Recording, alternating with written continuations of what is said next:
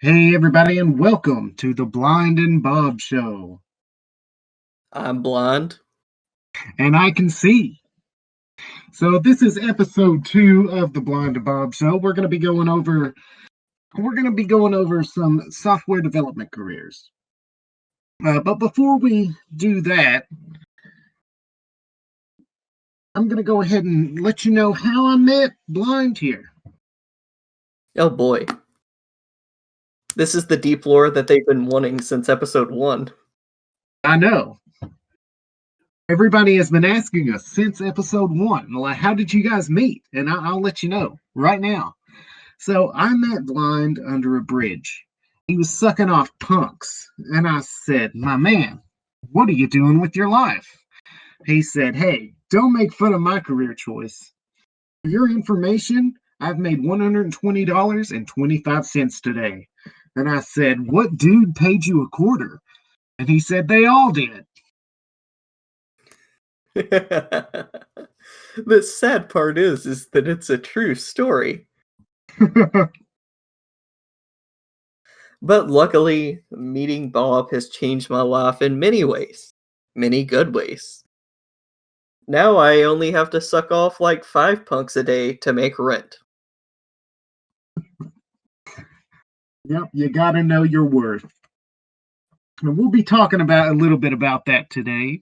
So let's just dive right into it. Guys, college is hype. It's all hype.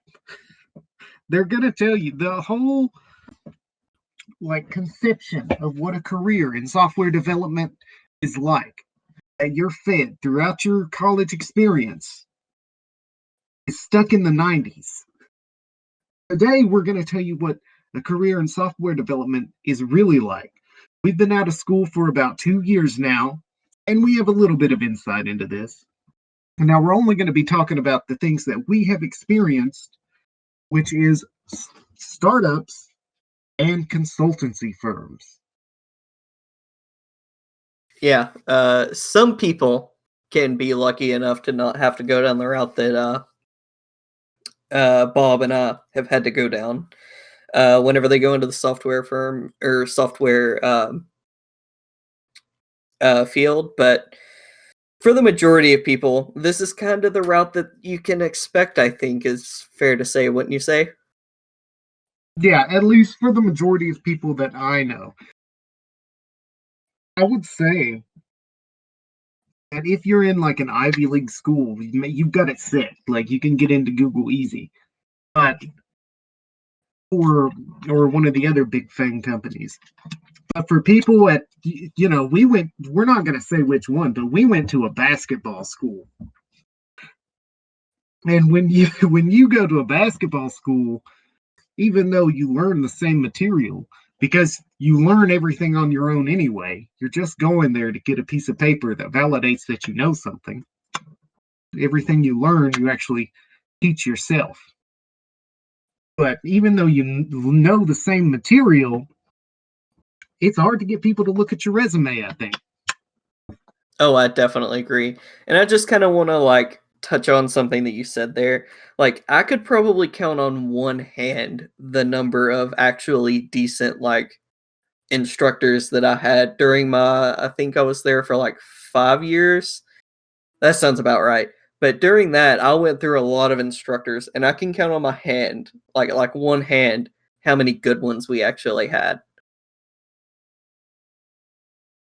I don't know if like that's just a college thing in general, or if that was an our college thing. But from what I hear from like a lot of people who've gone to different schools, like that's kind of run of the mill. Like your instructors are just gonna suck. So if you're going into college, like just for anything, but especially for engineering or software, you definitely want to like know that you are not gonna get like taught well. Yeah. Okay, pause the video. Pause. We're gonna edit this part out because I gotta put this cat away. She's trying to jump on my computer. Okay. Well, now that we're not paused, or now that we're paused, I can tell you guys all of Bob's super secret secrets. Bob, he doesn't like corn. He finds it weird that whenever you poop, corn doesn't turn into poop. What? I was talking about you. Oh, okay. Since we're cutting that part out, I figured I could let them know about your fear of corn. Yeah, it is kind. Corn is a weird thing. It's a conspiracy, man. Why do you think the government puts all these regulations on corn farmers and like throws them all kinds of money? If they just give it to them so they can produce it so cheaply and just in the cheapest way possible, so that it's everywhere now. Oh, I thought you just didn't like it because whenever you poop, the corn is still there. I don't think natural corn would do that. That's the chemicals they're putting in the corn to turn us gay.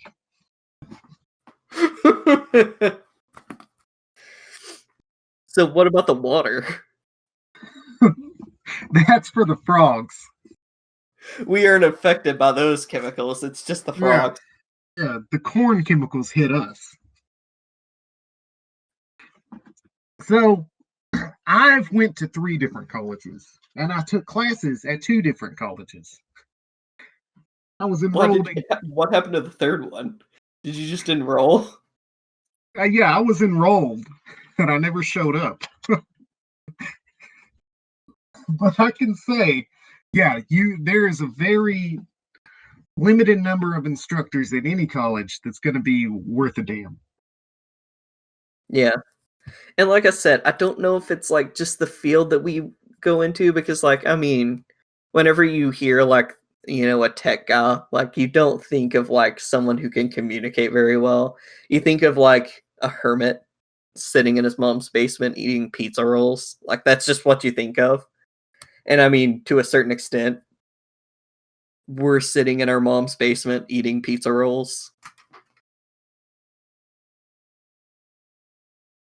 I prefer the bagel bites. We're not going to start this fight. Bagel bites are pretty good though. If pizza rolls aren't if pizza rolls aren't in the house, I'll eat a good bagel bite. So, right out of school, we got a job. It was only an internship working at a startup company. And so, we're going to be talking about startup companies and we're going to be talking about consultancy firms today. And so, let's get started. First of all, I love startup culture. Yeah, I do too. The startup company was probably the second best job I've ever had. The first best job I've ever had was Quiznos. But that comes in the startup. We'll call it AB. We'll call it Zella. I'll call it Zella. Yeah, Zella was a close second. Yeah, Zella was a pretty great place to work. I remember I started there like I think a year before you did. Because correct me if I'm wrong, but I think I was the way that you heard about the opening that you ended up getting there. Yeah, yeah, you were the one who suggested I go in for it. And like I mean, before you came around, I only went in like on Sundays, I think. I only went in for like a couple hours on Sundays. I did everything like remote from home. And I had to work with this guy. He was like the main guy. He was trying to set himself up to be the main guy. We won't say he was the main guy because I actually know the main guy. The main guy is a good dude. If he ever hears this, like he'll know that we're talking about him. He's a good dude. Like I really like him. Um, But Yeah, this guy that we're talking about, the guy who was over us, our sort of manager, he was technically co-owner, although he didn't have as much stake in the company as the actual owner. But he did have some stake in the company. We'll call him we'll call this our manager Mr. Montana, and he was over the tech side of things. Now, Mr. Montana had a background in business. He was very famous, known throughout the land, even outside of Montana, for his PhD in marketing. His thesis. Do you want to tell him about his thesis? oh yeah, he had to write like a I don't remember what it was about, but he like boasted about it.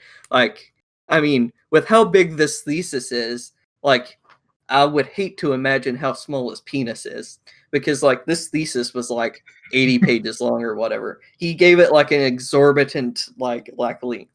Like more pages than anyone could ever write about business. This guy wrote them in his thesis, and he never shut the fuck up about it. Yeah, this guy was in his 40s. It's like, dude, how the fuck long ago was this that He you was wrote sitting this there with thing his and you're typewriter. still trying to brag about it? Have you done nothing in the past, however, past 20 years, let's say? Yeah, have you done nothing in the past 20 years that eclipses your thesis? And I mean, like, he was this 40-year-old guy, and he was like throwing his weight around a bunch of undergrads because that's what we were whenever we got the job. I got the job as an undergrad. You were like, I think, like near the end of undergrad when you got it. So he's throwing his weight around a bunch of like undergrads or newly graduated, software engineers.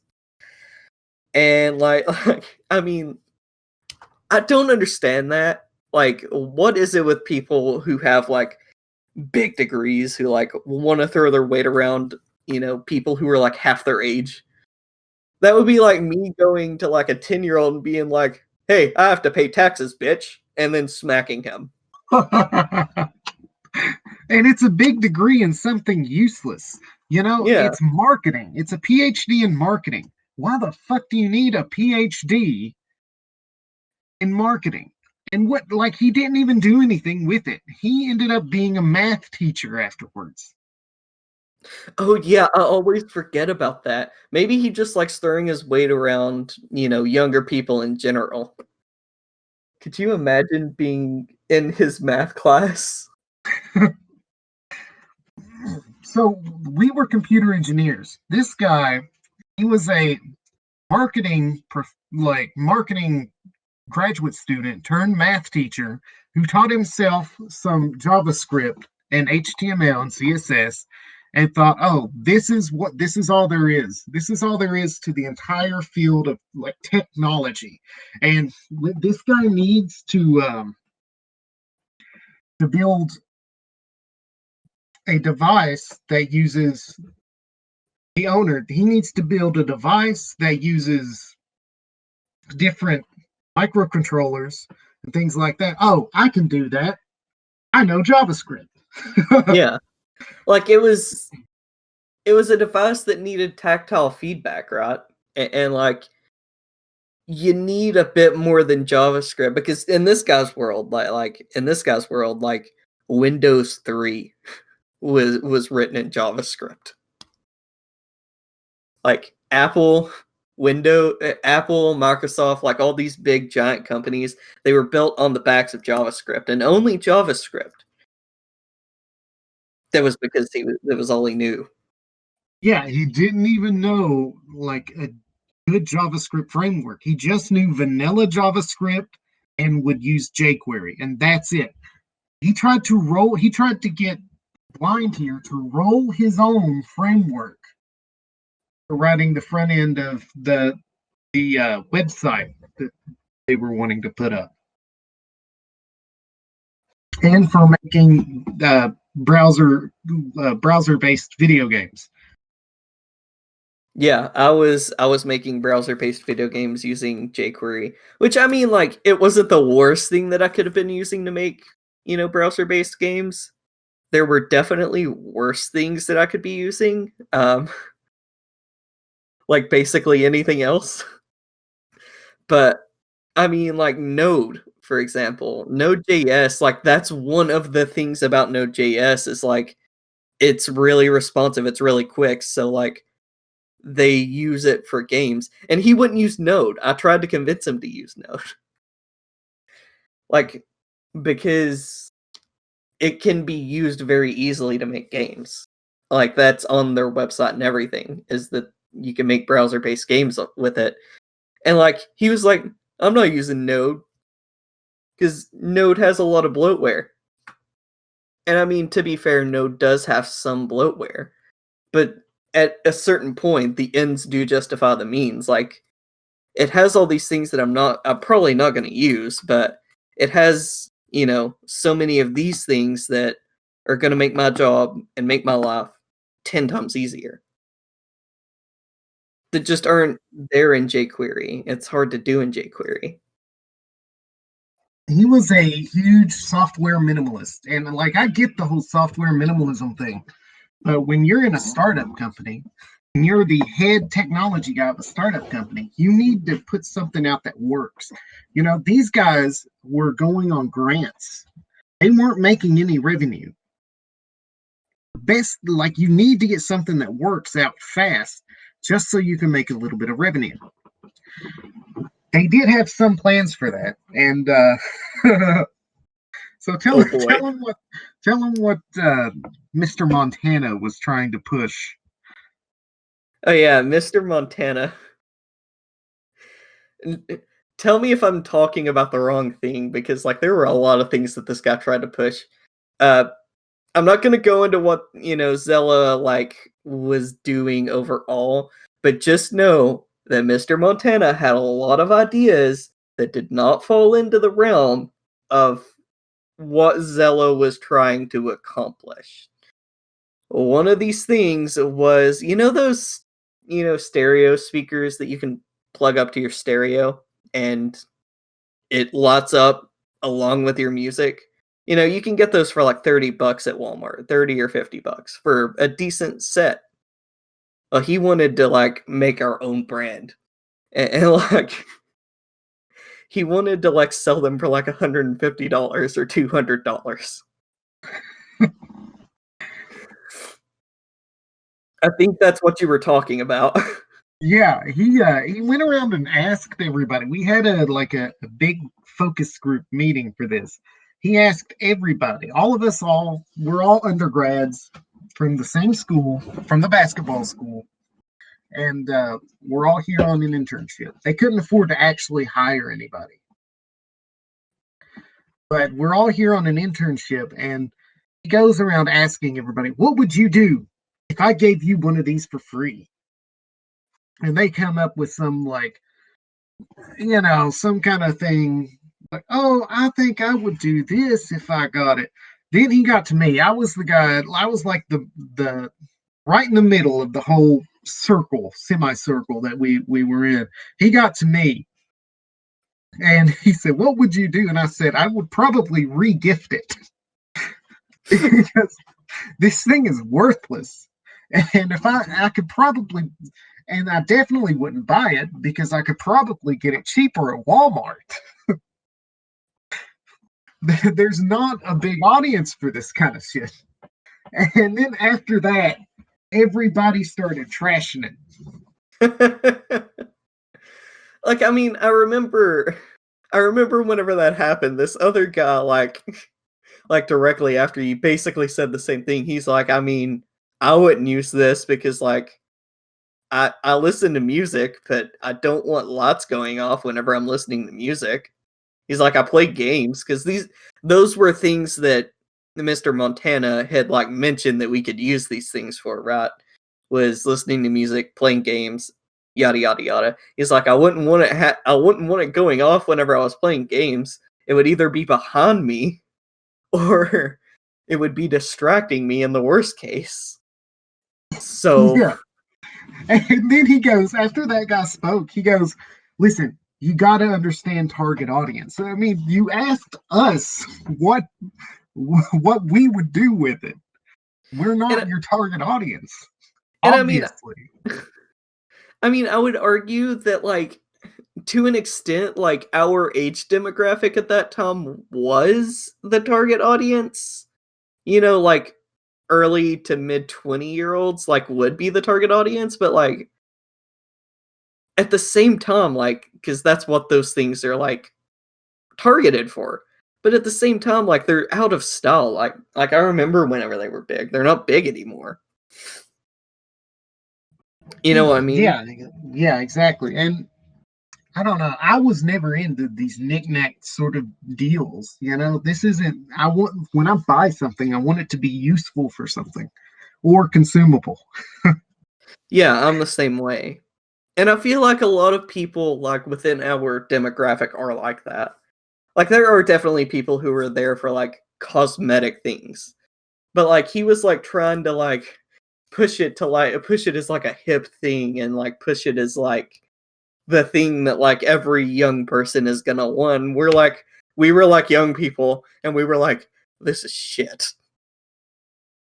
Yeah, and we trolled the shit out of this guy. And I just said that working for this startup was great, and then we're bitching about our boss. But one of the fun things about working at that startup was that everybody just trolled the shit out of this dude. Nobody liked him. Nobody And liked him. like we all had fun doing it. It was kind of like part of the work culture there. It was like if you didn't crack jokes about Mr. Montana, you weren't really a member of the Zella family. Yeah. Yeah. I remember Oh he no. tried he tried to get us to so one of our coworkers was deaf, legally deaf. He tried to get us, we'll call him Mr. P. And Mr. Montana would pick a person each week to read a part of the 7 Habits of Highly Effective People and give a I presentation on it. forgot about those. Yeah. And he said during the second presentation, when the presenter mentioned something, Mr. Montana stopped the presentation and said, "Yeah, that relates to what this guy said last week. Mr. P, do you remember what this guy said last week?" And Mr. P, he goes, "Oh, I don't know. I couldn't hear him." Wasn't there? This was after I left. I remember Mr. P. I liked him. He was fun. Um, wasn't there a time whenever like uh someone was trying to get Mr. P to like notice something and he just didn't see it, like he kept looking in the wrong place or whatever, and then like someone went, "Damn it, Mr. P, you're deaf, now you're blind, you're a real Helen Keller."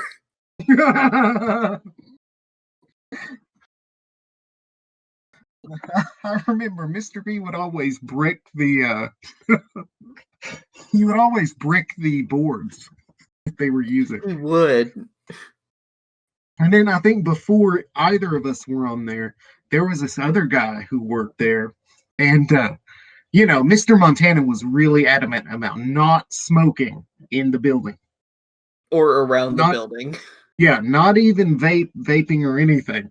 And this guy like starts vaping while he was working on one of the boards. And Mr. Montana comes in and he like hides the vape. And he's like, what's Mr. Montana says, "What's going on?" And this dude is like, "I don't know. I think it's coming from the boards." I think it's coming from the board.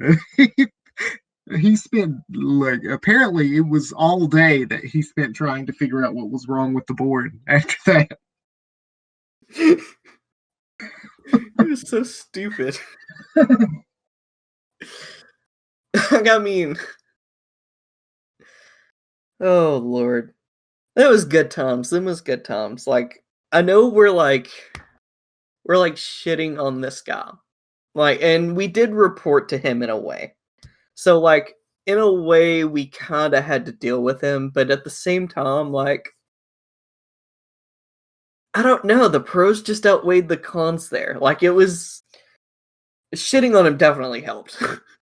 Also, yeah, you can't do that in like a regular, at least in like a consultancy firm, you can't do that kind of shit without having the hammer brought down on you.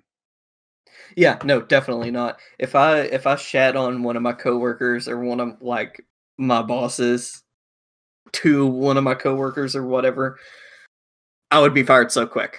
I don't know about you, but I would be fired so quick. Yeah, and it's especially shitting on your boss to his face. Yeah, I mean, well, the thing is that like he was so oblivious that like, I mean, he knew that you were doing it sometimes. Like, if you were really blatant about it, like if you were like, in your face, like, I am shitting on you. I hope you smell bad. like, like if you were doing that, then he noticed. But like, there were so many times that we took digs at this guy that he just didn't notice, like He would at all. always he would always ask if we were winning. He would come in. He's the meme dad in those little drawings. Are you winning, son? He would always come in. He would always go up to blind first. It was always blind first. He would say, "Are you winning, blind?" Yeah, He would like ask that to everybody every morning. And we one time I just said, this was kind of on a dare from blind, I think, or maybe it was the HR guy. But one time we I think were it was me. I don't remember. he came in and he said, "Are you winning, Bob?" And I said, like Charlie motherfucking Sheen. And he just said, "Yeah, that was." He mentioned a really old movie Charlie Sheen was in, and He I was didn't like, get it "What?" at all. Yeah,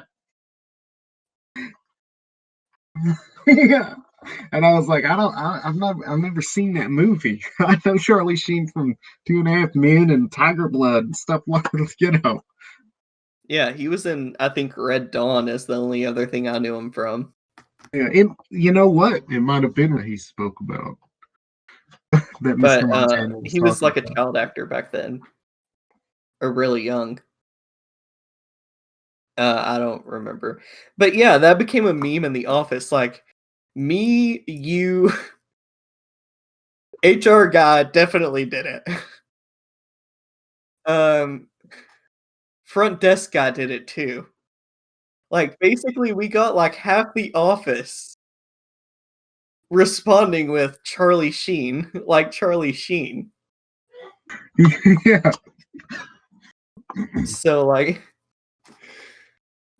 he just didn't get it. And eventually he got like really pissed off at it and he was like, "Why does everyone keep saying that? I don't get the Charlie Sheen reference." Like, he was like yelling about it. Oh, do you remember I'm not gonna like embarrass him or anything like that by like putting him on blast, but do you remember when he started yelling at that guy yeah. right in front of everyone in the office? Oh yeah, like that was crazy. I would have yelled back at that point. I don't care if it was even at like a super corporate, banking or consultancy job. If somebody yelled at me like that, I'm yelling back. I don't care if I lose my job. That was nuts. Yeah, so some context for what we're talking about. Like, first off, whenever we say yelling in this context, we're not like just saying like he was talking loudly or like kind of raised his voice. No, he was like screaming. Like, he was like hauling ass on this guy. Like, something that you shouldn't even do this in private, but if you're going to do it, you take them to another place. He was doing this like right in the middle of the office, like in front of everybody. So, like, what was he doing it about? I think that front desk guy had asked the kid for something, and he was like, "Yeah, I don't think we can do it." Yeah, or something like that's that. exactly what he said. That's exactly the situation. He said he told Mr. Montana no, or he told front desk guy no, but then Mr. Montana heard about it. Mr. Montana, like, let me tell you something. If you're at a startup, and I've never ran a startup, so this is just my opinion, but if you're running a startup, and he was running the tech side of this startup, you Yeah, he was in can't charge of a significant portion of people. you can't surround yourself with yes men, because that's just going to kill your company, and it did. It killed the company. They're no longer around, Yeah. because even though they got rid of him, even though they got rid of Mr. Montana, they couldn't recover. He had already sunk so much money out of that company.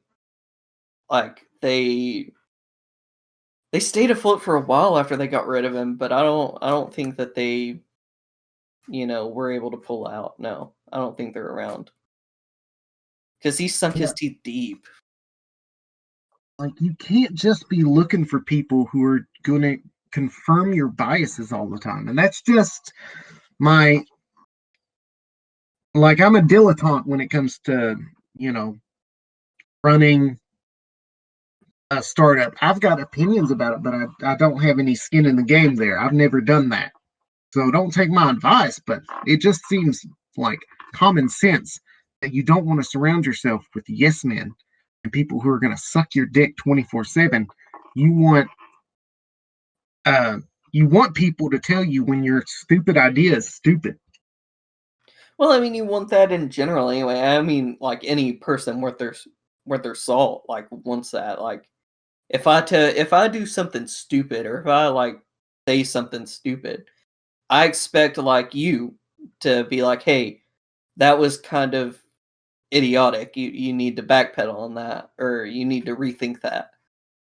Yeah, I mean, Because like you're not that's gonna learn if you don't like have people like that in your life.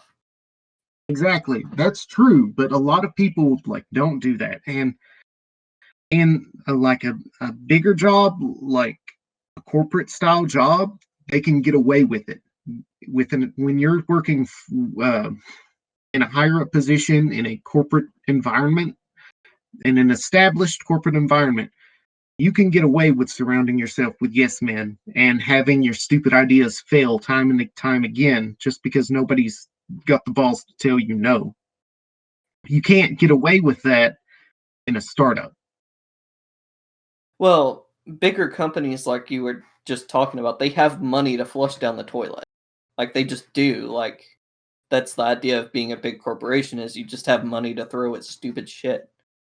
Startups don't have that luxury. Like startups they have a certain amount of money and they don't get any more unless they make more, you know. Yeah, and And this startup had got all that I think that it could get. yeah, they were surviving on grants. They survived on grants the entire time they were on business.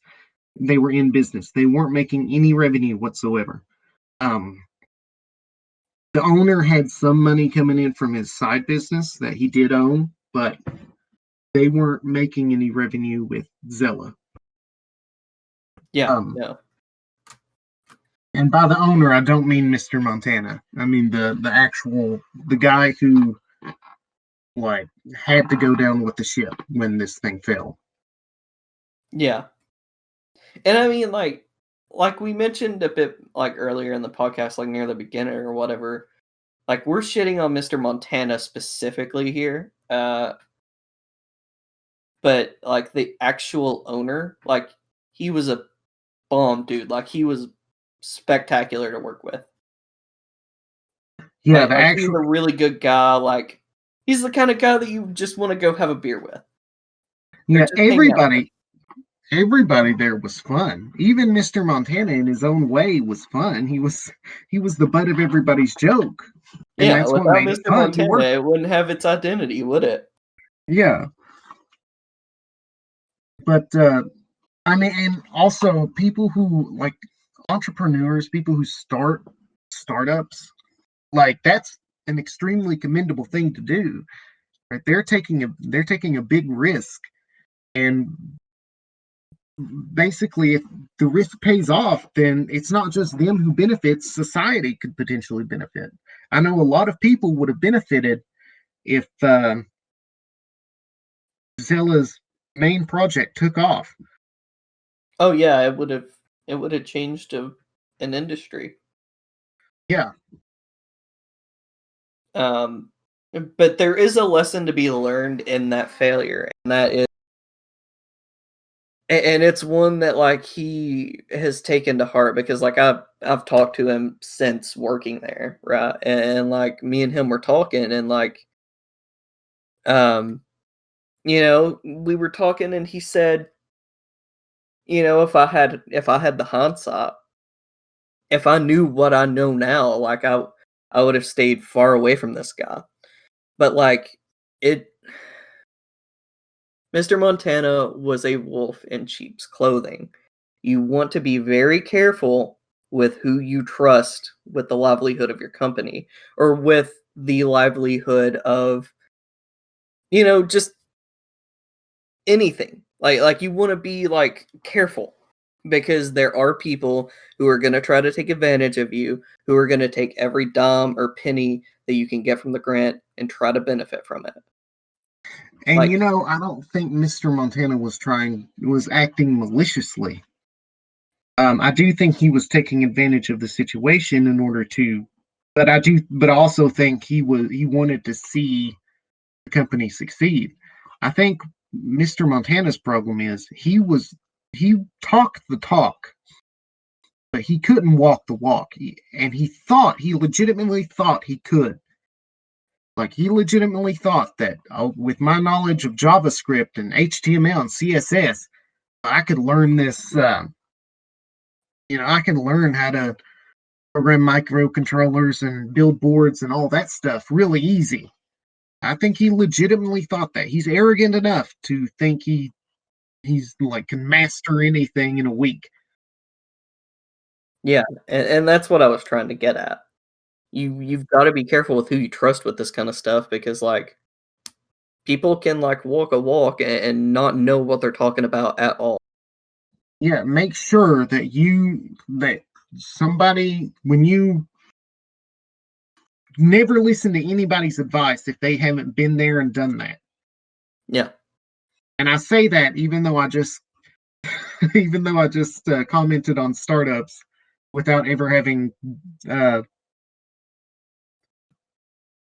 been in charge of my own startup. But I did give that disclaimer that was just my uninformed opinion.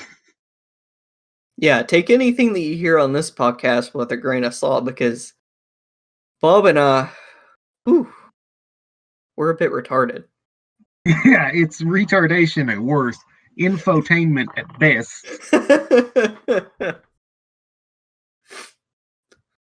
But yeah, no, like I mean, it's like that is one thing that like I guess if anyone listening walks away from here with anything, I guess it would be just be careful with the people that you trust, like just in life in general, because like some people will pretend like they know what they're talking about and they won't.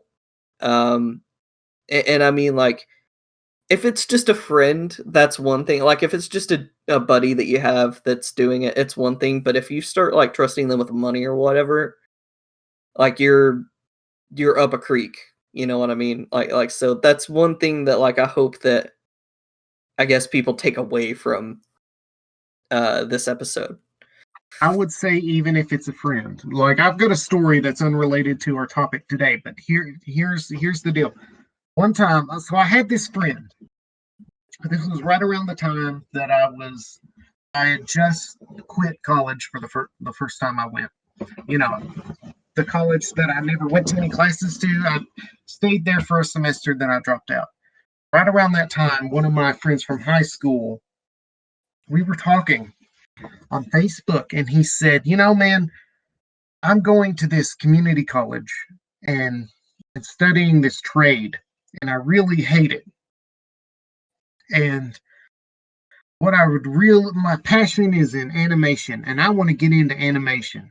And I was young and stupid, and I told him, "Look, man, if that's your passion, go for your passion. Like, go try to achieve your dream."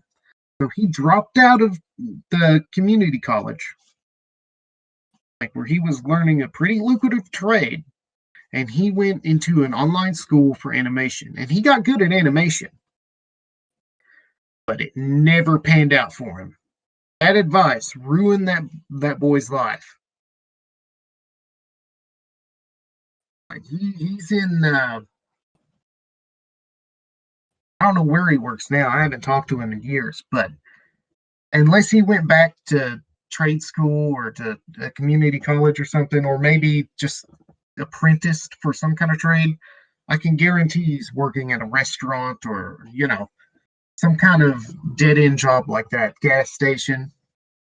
Like, even your friends who have good intentions, just remember when you're taking their advice or something, they don't have any skin in the game. Like, they don't have to suffer the consequences of your decision. And it's unethical for them to give you advice on a decision if they haven't at least been there. Like, they can't face the consequences of your decision. That's an impossibility. Like, I could have never, like, regardless of what, there was no way for me to, like, take the risk that I was telling him to, like, take the consequences of the risk that I was telling him to take. But at the very least, make sure that they've been there and done that. Like, make sure they can say, "Yeah, I think you should do this because I did this and here's how it turned out for me." Make sure that any advice that you take, or anytime you get, like, trust somebody with money or get somebody to help you on a project, make sure that they can at least say, "I've done this before," or at least they have the same kind of experience that you do, at the very least. If you want to get your buddy in on a venture, me and Blind, we do game programming. We started without either one of us ever having any real experience with, other than Blind working at Zilla, with programming games. But you want people, but then again, I'm taking the same kind of risks that he's taking in that. So it's just, have people got to have some stakes, or at least have done something similar before you take their advice. Yeah, and I mean, like, I would go so far as to even say that, like, I mean, family, family is really bad for trying to give, like, advice, even unsolicited advice. Like, they'll peck in with, like, their piece, regardless of if you asked them or not. But, like, if they really have your best interests at heart, like, if they really want, like, you to succeed, um, kind of some anecdotal, evidence. Like, I went to college, but neither, like my mom and dad, they never went to like a 4 year. And they, like, if I ask them for advice with any of that, they're like, "Look, you need to talk to somebody who has gone to a 4 year, because we, this is our first time going through this kind of thing too." Like, they weren't saying that like it's not our problem, you know, you're on your fucking own, but they were saying, we don't know, and we're not gonna try to act like we know. So, like, anyone with your best interests at heart, they will give you, like, that bit, at least say, like, "I don't know, but here's what I would do," or like, "I've never been there, but here's what I would do." You know, that goes for friends, family, you know, guardians, whatever you want to apply it to, I guess. Yeah, at least I would say anyone with your best interest at heart who knows what kind of stakes are in this for you. My mom tries to give me advice all the time on my career, Or like she used to try to give me advice on college when, she never went to school. My dad can't even read. My mom never went to a 4-year college. Um, and she's trying to give me advice on this career in software engineering, but she's never done that. Always seek advice. And, I know my mom has my best interest at heart, but she doesn't know what she's talking about. She's never been through this before. Always seek advice from people who are in the position that you want to be in the future, because they have been there and done that. Yeah. And it's not like, it's not like saying that like, oh, I'm not going to take your advice because like I don't like think that you have the background or whatever. You're not like dissing them or anything. There are like plenty of things that they know more than you about. Like it's just like that. Like my mom knows a lot more about the health industry than I know because my mom works in a doctor's office. So if there's ever like a health issue or anything, I go to her. But like I don't go to her for like, hey, I need help with like this computer issue because like she doesn't like work with computers. So like just be wary. Like they'll try to help you, but they won't give you the best advice, I guess, is what we're trying to say. Yeah. And like be respectful about it too. Don't just say no, you're full of shit. They're trying to do this out of your best interest, but be respectful, but don't take the advice if they haven't been there and done that. Don't do what Bob and I would do. Don't shit on them. Yeah. And so back on topic. We were talking about, I think we got on that tangent about talking about Mr. Montana yelling at that dude. And because the dude told him no. Well, the maddest that I've ever seen Mr. Montana, this was after you left, Blind, but the maddest that I've ever seen him at me specifically was when he said, so he tasked me with writing the iOS version of their app. I suggested Xamarin. Didn't suggest React Native. I didn't know anything about JavaScript at the time, even though I worked in React Native since, and it would have made a lot of sense. But I suggested Xamarin, which is a C# sort of.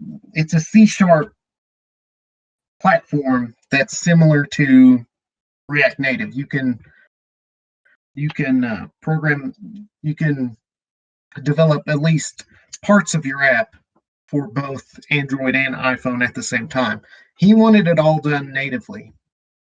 And I was on the iOS side using Swift, something that I had only briefly looked into before.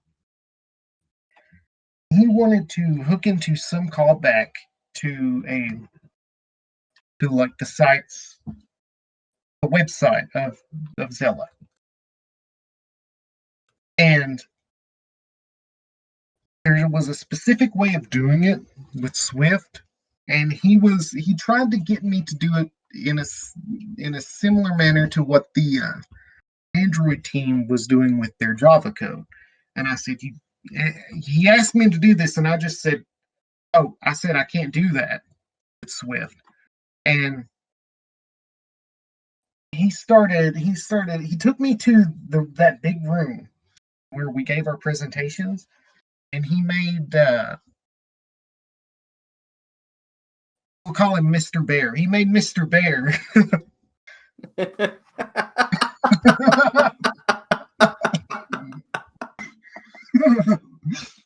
He made Mr. Bear pull up the Swift documentation, and he found this.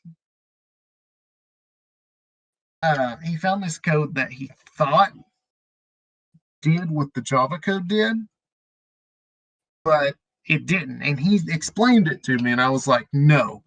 I've never seen that dude get so fucking mad. Oh my Just at god. that simple word, no. You just And went, then nah, fam. and, and then he said, "Prove to me that I'm not right." So, did you And do so it? I sit down and explained what the actual uh, the function did. I forgot what they're called, and I'm not going to look it up. So it's been a while since I worked in Swift. I never touched Swift again after this job, but I Just explained to call him them what. magical fairy kisses. Yeah, I explained it. I explained to him what those magical fairy kisses did, and he reread the documentation, and he realized I was right. And then he was like, "Okay, Bob's right." But the way in which he said it, he sat down, kind of like stared at the documentation for a second, and then he didn't look at me, or he didn't look at Mr. Bear. He kind of like looked off to the side with his head sort of tilted, like he hated admitting I was right. And he was like, "Bob's right." Like, that was the worst thing in the world. he just he just says it under his breath. He's like, I guess you're That's pretty much what he you should did. have gone, I didn't hear you. And what was it? Oh man, I lost my train of thought. But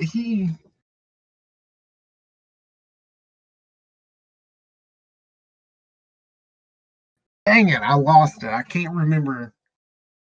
Can't remember like what he said. What other good stories do we have about Zilla? Uh including him. Well, we did talk about we talked about this like earlier tonight, but I don't think we talked about it on the podcast.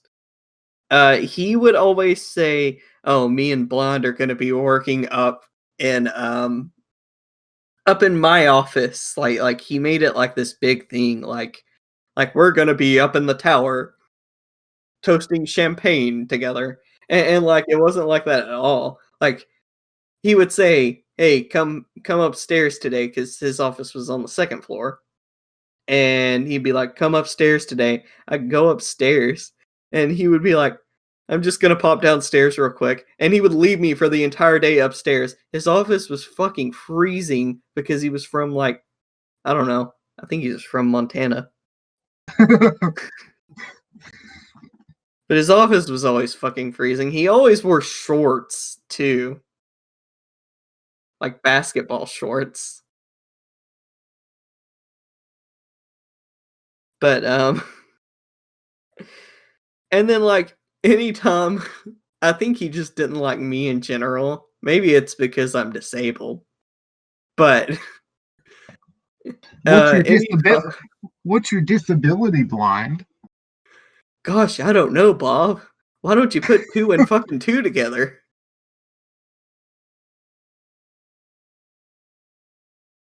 I don't have to ask what yours is because I already know.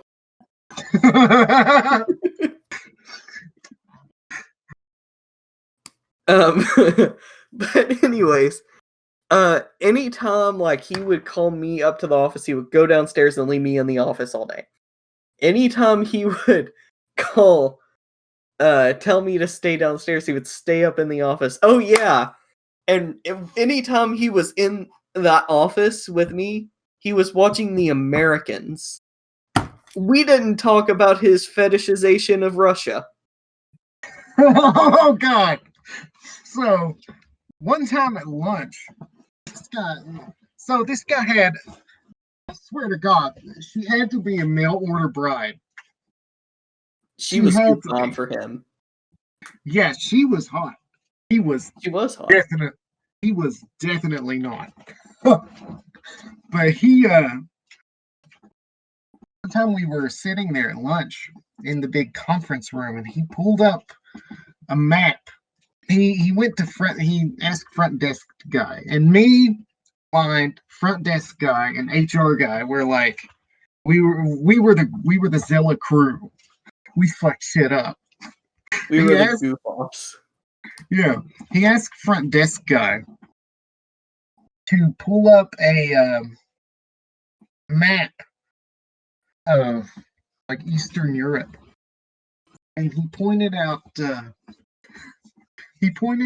Kazakhstan, the movie where the place where Borat is from. He said, "Yeah, my wife was born in Kazakhstan. She's Russian." And I said, "Doesn't that make her Kazakhstani?"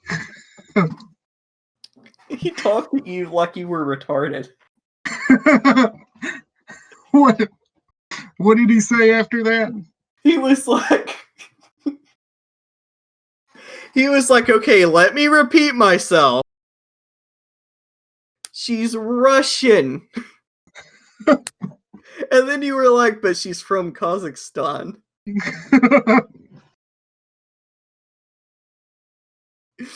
And that made him so mad because he was like, yeah, she's from Kazakhstan, but she's Russian. I don't get it. Like,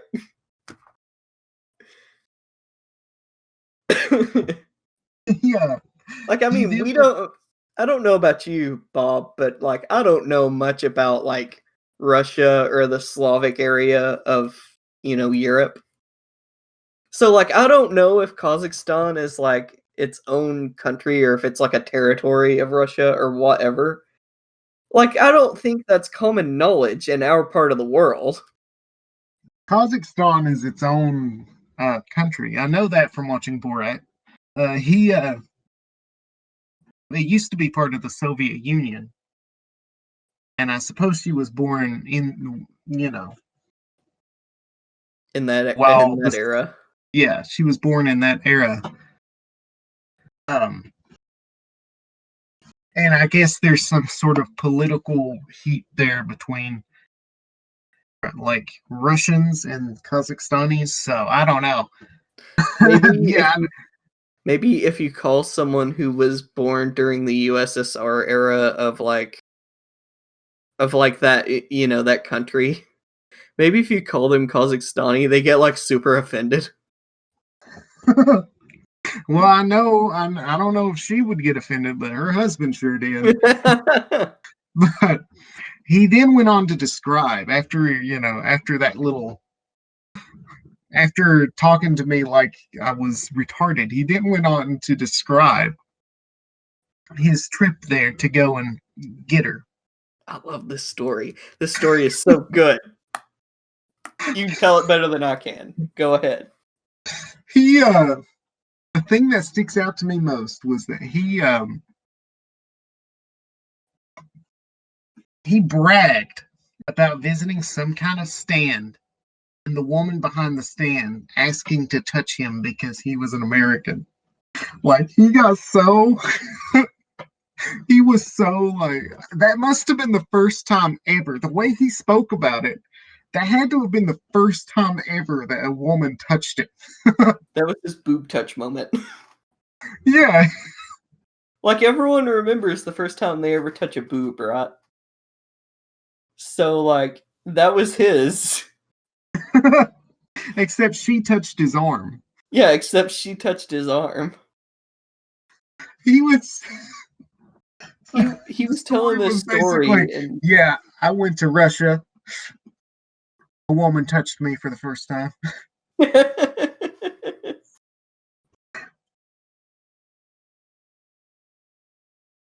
No, that was a good story though. I always remember that story and laugh because like he said it so full of himself. Like he was like talking so macho whenever he was telling that story. He was like, yeah, and then she asked me to touch me because I'm an American. Like that's how he saw himself. Like I'm an American. In his head. Yeah. In his head. When that moment that lady touched him, that one song played in his head, "Rocking in the USA." You know that he felt like Duke Nukem in that moment. Yeah, he was like he saw himself like ripped with an American flag, and that lady who touched him like draped around his legs, like in those old 80s movie posters. Yeah, sitting on the throne with a crown. Yeah. Me and you and front desk guy would talk so much shit about that. I remember. Yeah. That was like our go-to story to make fun of. Yeah. Um, okay. One more. I got one more good story. Do you have any more good stories about Zella or Mr. Montana? I don't think I do, but like we'll talk about it a little bit more, and like if we can come up with some more, we may do a part 2 to this.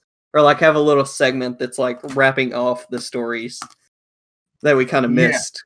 But like go ahead and tell your good story. Let's is it like a high note? Like, because I want to end on a high note. Oh yeah, we're gonna end on a high note, and you're gonna help me with this because Oh, I were know you you. saving it for? You were saving it. Yeah, oh yeah, I know you. You know more about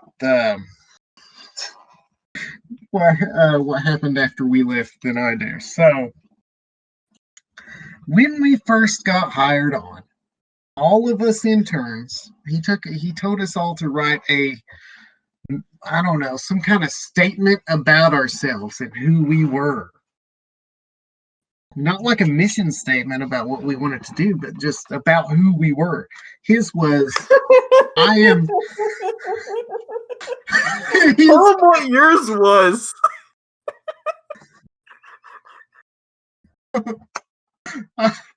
Mom, mine was. First let's say his, because just to give you an idea of what he wanted from us. His was. His was Mr. Montana from Montana is a strong, sober mind who likes solving problems and helping people. Mine was Bob is a pretty cool guy, I guess. I think mine was something like, Blonde likes video games. I wanted to write one to like make fun of that. This was before we started. We sort of knew that we could get away with giving him shit. So at least before I knew I could get away with giving him shit. So I wanted to write one that said Bob is the majestic lion of the golden fields who, is just something crazy. Like that makes fun of how like poetic he tried to make his. Bob is the majestic lion on the fields of Narnia. Yeah. But so anyway, yeah, Mr. Montana, he in his own like description that's on all of his social media and on his, if he had I don't know if he's got a website. Too. Is it okay? Yeah, it's on his website. It brags about him having a sober mind. Why don't you tell him, Blind, what happened to Mr. Montana after the whole after we left there? Well, after we left there, I got in touch with, we'll call him Head Honcho. He was the main guy. We've just been calling him the main guy, but I'm calling him Head Honcho now. Deal with it. So Head Honcho and I were talking about, because I remember Bob mentioned this earlier. Me and him, we do some game dev stuff on the side, and we were talking about like maybe getting something there going, like after Bob and I had left. And Head Honcho informed me that Mr. Montana had gone to a psych ward. The strong, sober mind of Mr. Montana. The strong, sober mind, more like the intoxicated, insane mind. Yeah, the strong, sober mind wasn't so strong and sober. But yeah. Do you know any more details of that story? Because, me and you and front desk guy. Front desk guy was head honcho's best friend too. Like all three of us. And front desk guy wasn't technical at all. But all three We of should us get front knew. desk guy on Blind to Yeah, Bob Show. yeah, we should. That guy's badass. He's a riot. Yeah. But this guy knew he was full of shit. Mr. Montana was full of shit. And we all tried to warn head honcho. Even I think Mr. P. I brought up Mr. P, the deaf guy. He was the one who eventually convinced head honcho that Mr. Montana was full of shit. Yeah, he was. Like, he was the guy who, like, pulled head honcho aside and was like, hey, can you talk later? We really need to discuss this, because Mr. Montana had done something to, like, really derail, like, whatever they were working on. And he did that, like, 3 or 4 times over the course of Bob and I's stay at Zella. He, like, rerouted the project, like, 3 or 4 times. And this was, like, the, 4th or 5th time or whatever. But Mr. P went up to head honcho and said, hey, I really need to talk to you about this. This shit ain't flying. You're gonna sink. Yeah, I guess it was because that you and I and front desk guy would always give Mr. Montana so much shit and always meme about him so much that he just didn't take us seriously when we said it, but he took Mr. P seriously. Yeah, Mr. P wasn't the kind of guy to, like, he wasn't the kind of guy to give shit, though. Really. Yeah, well, he gave him he gave him some shit sometimes. He gave Mr. He gave him Montana a some little shit bit, sometimes. but, like, if it was a scale of 1 to 10, we were, like, 50, and he was, like, a solid 3. But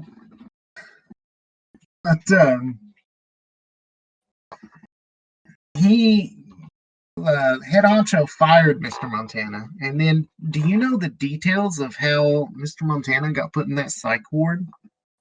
I don't know. I know it happened not long after they were, they got rid of him. Basically, his brother, because Mr. Montana had a brother, Mr. Montana too. He came to Zella's office and, like, got all of Mr. Montana's personal effects, and that's how actually head honcho found out. Because he told head honcho, he was like, hey, he's not doing well. Ah, see, we're gonna have to get maybe HR guy on here because HR guy goes to church with Mr. Montana. Montana was Mormon? Huh? Mr. Montana was Mormon? Yes. He was Mormon. You didn't know that? I knew he was Christian. I didn't know he was Mormon. Yeah. Oh. That explains some things. Yeah, we'll have to ask HR guy. The HR guy, like, he's told me some stories about Mr. Montana post Zella, but I can't remember any of them. We'll have to get him on here to talk about them. Yeah. We might do that in, like, episode 3. If this takes off. Yeah. But, So, go ahead. So after the startup experience, I had some trouble getting jobs. And I think it was my interview skills. I was good on the technical stuff, but I don't know. I couldn't it was either my resume or my interview skills because I would rarely get anybody calling me back. And I would do well on technical interviews, but on behavioral interviews, I would just get one and then never hear from them again. Yeah, I remember you telling me a bit about that. I went with my last resort, a consultancy company. These kind of companies like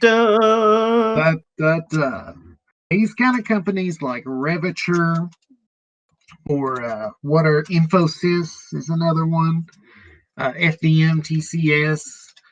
Um, Now we're not going to mention this. Belcan, I think, this- to a certain degree. Yeah, that one. There's two different kinds of consulting firms. Um, there's the kind that is more. I guess they're more local.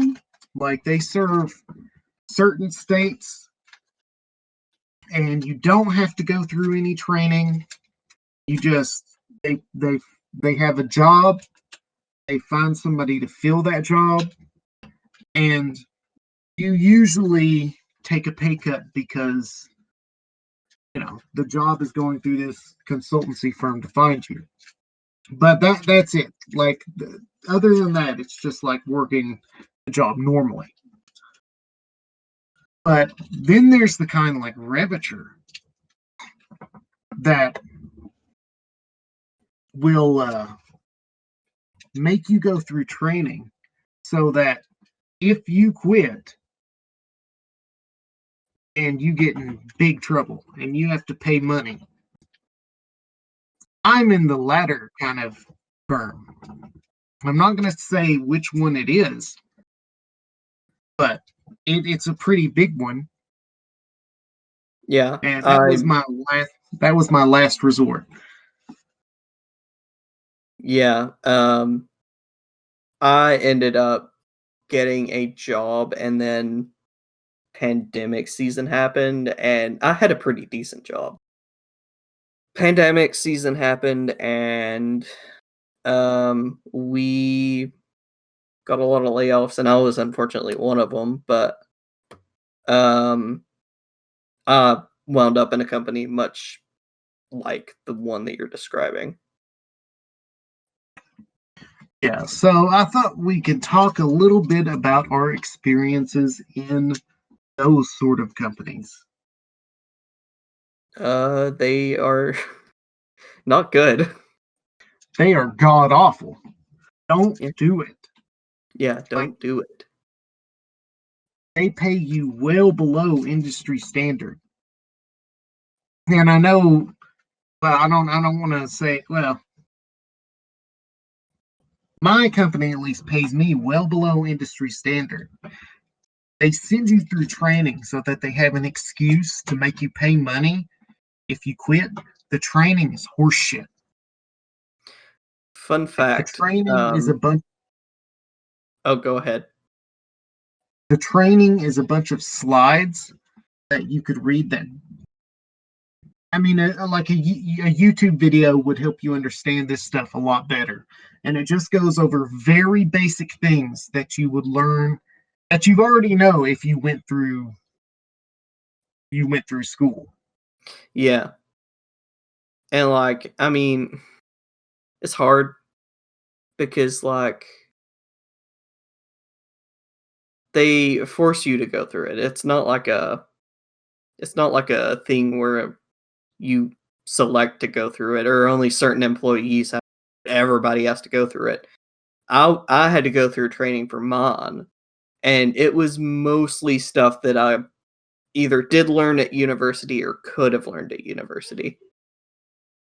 Yeah, I did Java. Well, all of them are Java. I don't think I've ever heard of one of these types of consultancy firms that kind that provide you training. I've never heard of one that trains in something other than Java. And the only thing I learned, because I mostly did C and C++ in school because I was a computer engineer. The only thing I really learned was Java syntax and Spring. Yeah, I didn't know much Java either, other than what I'd picked up for myself. Yeah, and like I said, that it's all stuff you could teach yourself. I mean, hell, I taught myself Java for the game dev stuff like a year or so ago. And it didn't matter that I had taught myself that Java or that it was already on my resume. I had to do it anyways. Yep. And they will, like, they've got their picks. They've got the people that they want.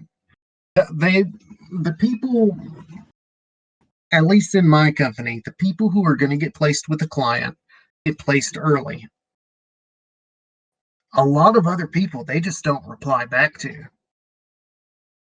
Yeah. Like, I got placed relatively early, and then my placement got canceled. And then I just didn't hear anything for a long time. Recently, that same company just, hooked back up with my firm, and they're gonna they're gonna take me back. I never actually worked for them. I was just they told me that I got the job, that I got the placement, and then that's it. I didn't hear anything. After like 3 weeks, I emailed the guy, the um the I don't know, I don't want to use any identifying language.